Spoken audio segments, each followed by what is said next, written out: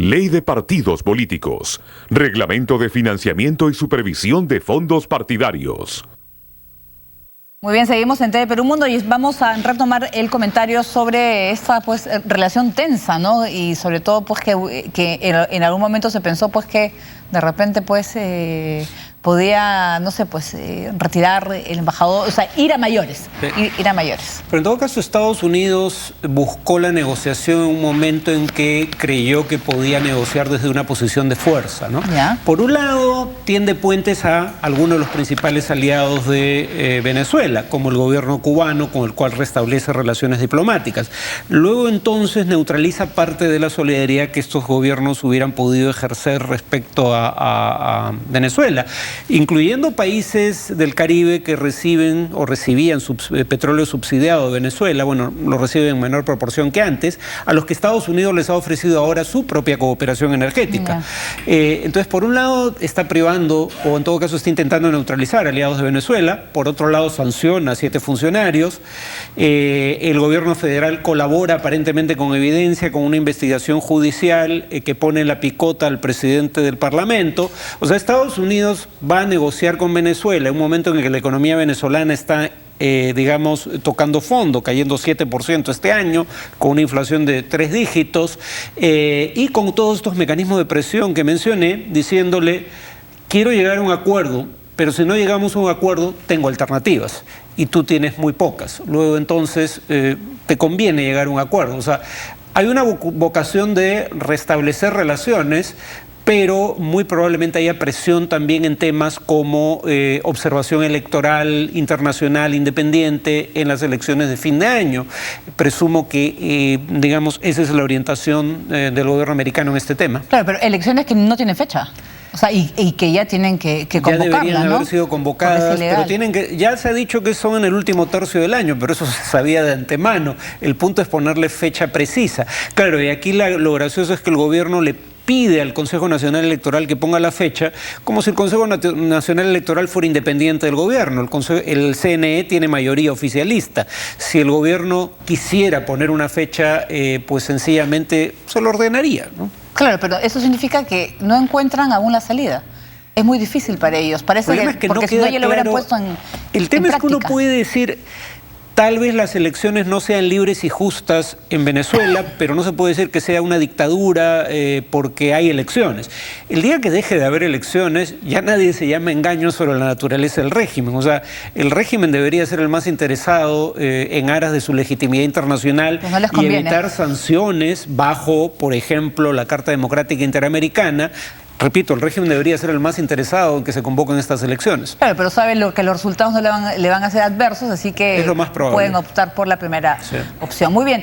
Se supo que el expresidente del Fondo Monetario Internacional, Strauss-Kahn, asesoraría al gobierno de Cuba ante futuras inversiones con los Estados Unidos. A días de haber sido absuelto por el delito de proxenetismo, el exdirector del Fondo Monetario Internacional, Dominique Strauss-Kahn, podría ser el economista que asesora el régimen de los Castro ante las futuras inversiones de Estados Unidos en la isla. Esta información ha sido manejada por algunos medios de comunicación a modo de rumor, y un dato que ha ayudado a casi confirmarlo es que incluso un importante funcionario de la Cancillería cubana en París señaló que su gobierno podría contar con el apoyo técnico y la experiencia de una figura destacada de la economía mundial. Esta repentina y sorpresiva decisión de Strauss-Kahn de colaborar con el régimen cubano podría haber sido tomada como una revancha contra la política y las instituciones de un país que estuvieron de acuerdo con su destitución del organismo internacional en 2011.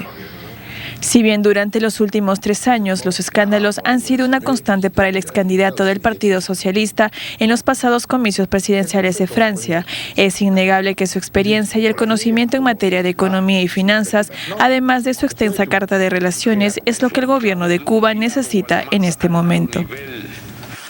Muy bien, pues está viendo opciones Strauss-Kahn, ¿no? Viendo posibilidades laborales. Sí, bueno, que las mujeres cubanas se pongan a buen recaudo, ¿no? Porque el tipo de, digamos, cuando se dice que, digamos, fue destituido por acoso sexual, acoso es una forma muy elegante de ponerlo, era como un orangután que se abalanzaba sobre sus víctimas. Más allá de eso está lo que se dice en la nota. Fue presidente del Fondo Monetario Internacional, o sea, uno de los cargos económicos más importantes del planeta,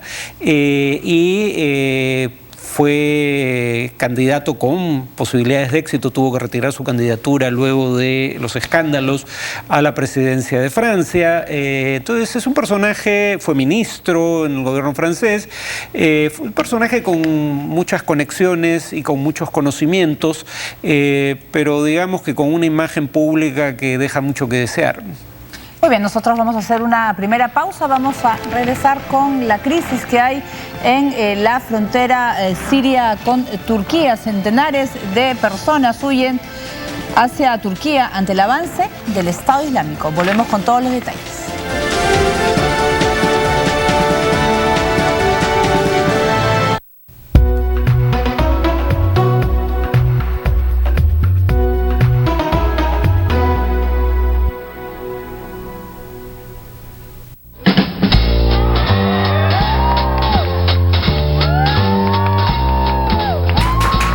¿Qué tal? ¿Cómo están? ¿Cómo están? Hola, hola a todos. Soy Oscar López Arias. Y la primera vez que yo escuché, oye, vas a ser papá, entré en pánico, obviamente. No terminaba de ser hijo y ya tenía que ser papá.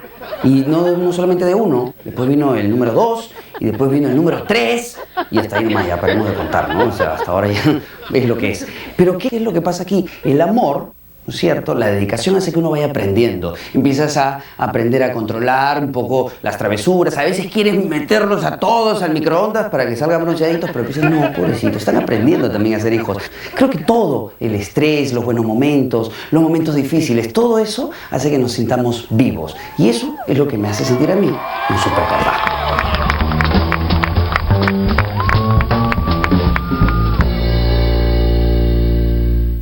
Pongamos nuestras casas en modo queque. Modo queque es estar juntos en la cocina. Pegarme al horno como la tele. Modo queque es llegar temprano a casa. El momento va a ser tan lindo como el queque que preparaste con Blancaflor y sello de oro. Qué aburrido. Ojalá tuviera un clon que haga lo que no quiero. Que corra por mí. ¡Corre! Que se soplen las entrevistas por mí.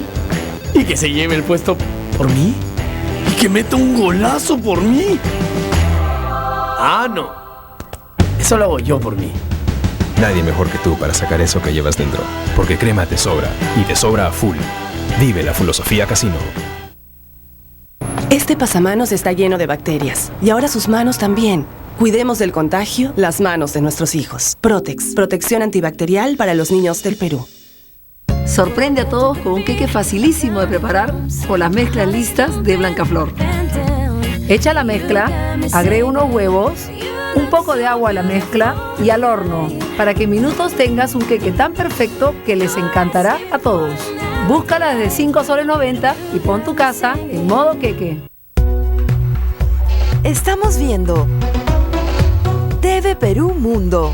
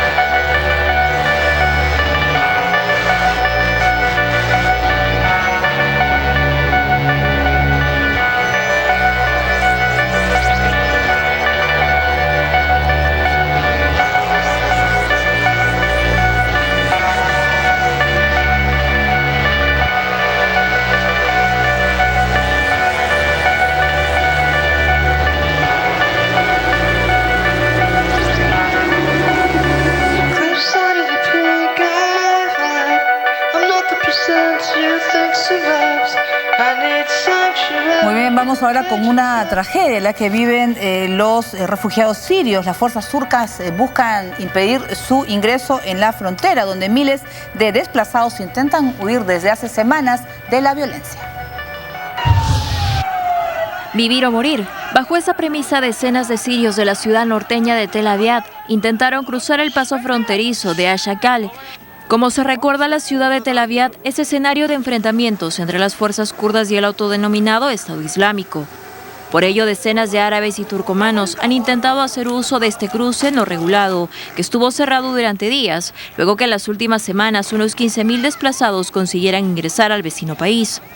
La presión impulsó a las autoridades a habilitar el paso al promediar el mediodía del domingo, pero solo 4 familias lograron ingresar, dado que al momento se detectó la presencia de hombres armados identificados por la prensa como yihadistas, quienes impidieron el avance de los sirios. Como se ven en estas imágenes, los militantes del Estado Islámico parecen dispuestos a obligar a los civiles a permanecer en territorio sirio, a fin de usarlos como escudos humanos para repeler los ataques de la coalición encabezada por Estados Unidos y las fuerzas kurdas. El momento más crítico fue cuando un grupo de desplazados derribó una valla en un punto cercano al paso fronterizo que los conducía inevitablemente a un campo minado.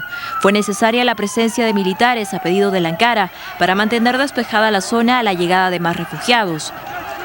Los que no pudieron ingresar por la pequeña abertura del alambrado decidieron trepar y arrojarse al otro lado del cerco de alambres de púas, por donde ingresaban también paquetes, bultos, niños y adultos con todo lo que tenían a pesar de las altas temperaturas. Según el Observatorio Sirio, de momento combatientes de las unidades de protección del pueblo kurdo han asegurado que tienen rodeada la ciudad de Tel Aviv y que en unos días lograrán expulsar a los militantes del Daesh, lo que significará un duro golpe para la organización terrorista que utiliza este paso fronterizo de Tel Aviv, es decir, el tránsito entre Siria y Turquía, para el envío de armas y combatientes a Raqqa, el principal bastión del Estado Islámico en Siria. Mientras esto ocurre en Libia, el yihadista argelino Mokhtar Belmokhtar, conocido como el Bin Laden norafricano, vinculado a Al-Qaeda, fue abatido en un bombardeo del ejército estadounidense en la localidad de Aghdiyah, cerca de Benghazi. Así lo informó un representante del gobierno libio desde la ciudad de Tobruk. Sin embargo, el portavoz de la Casa Blanca, Josh Eisner, rechazó de momento que Mokhtar Belmokhtar haya muerto en el bombardeo, pues aún están analizando los resultados del ataque del sábado.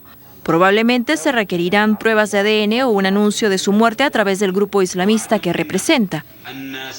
El yihadista conformaba el grupo Al-Murabitun, fundado en el 2013, y que junto a la agrupación denominada Soldados del Califato, son una de las 2 decisiones de Al-Qaeda que han jurado lealtad a Abu Bakr al-Baghdadi, líder del extremista Estado Islámico. Muy bien, pues realmente terribles las imágenes que hemos visto sobre este intento de los refugiados sirios de poder salir y cruzar la frontera con Turquía. Ellos huyen de la violencia.